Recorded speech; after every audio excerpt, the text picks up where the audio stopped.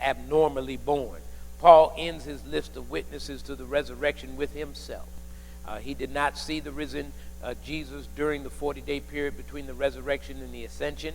Paul's personal encounter with the risen Lord came later while he was a persecutor of the church on a road called Damascus Road, as he's going to persecute more Christians.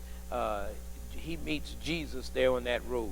That encounter means that Paul is not merely repeating stories as secondhand hearsay.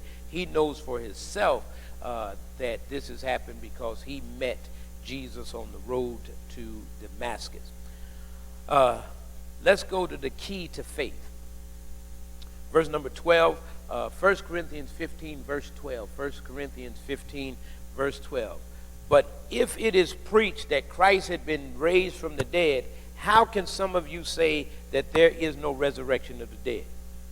Paul has now emphasized both the centrality of Jesus' resurrection and the credibility of evidence for it. This logically denies Jesus' own resurrection.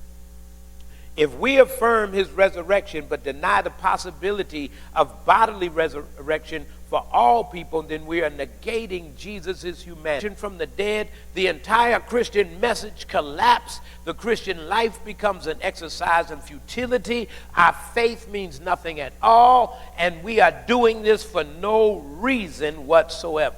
And I don't know about you, but I know that this is not futile.